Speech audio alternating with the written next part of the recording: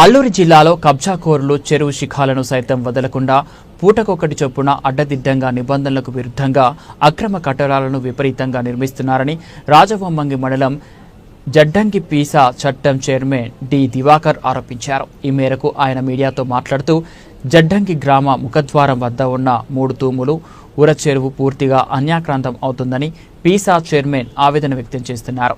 జాతీయ రహదారికి ఆనుకొని ఉన్న 3 తూములు ఉర చెరువు కుడివైపు భాగంలో మట్టిని నింపి అక్రమ కట్టడాలు ఏర్పాటు చేస్తున్నారని ఆయన వాపోయారు. చెరువును గ్రావెల్ మట్టితో మూసేయడం వల్ల వర్షాకాలంలో వరద నీటి ఉధృతికి నీరు పోవడానికి వీలు లేకపోవడమే కాకుండా ఆ నీరు వెనక్కి తిరిగి చెరువుకు సమీపంలో ఉన్న గిరిజన కుటుంబాల ఇళ్లలోకి చొరబడి వారు తీవ్ర ఇబ్బందులు ఎదుర్కొంటారని దివాకర్ అన్నారు. వెంటనే ఈ సమస్యను గుర్తించి సంబంధిత శాఖ అధికారులు చర్యలు తీసుకోవాలని ఆయన డిమాండ్ చేశారు.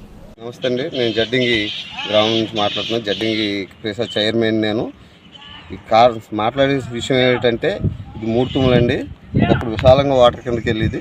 ఇప్పుడు ఈ అక్రమ కట్టడాలు ఇవన్నీ కట్టడం వల్ల వాటర్ వెళ్ళే పరిస్థితి అయితే నాకు కనిపించట్లేదు. పైన వాల్మీకి నగర్ దీనివల్ల ఎఫెక్ట్ అయ్యే సూచనలు ఎక్కువగా ఉన్నాయి. దీనిపై అధికారులు చర్యలు తీసుకోవాలని నేను డిమాండ్ చేస్తున్నాను.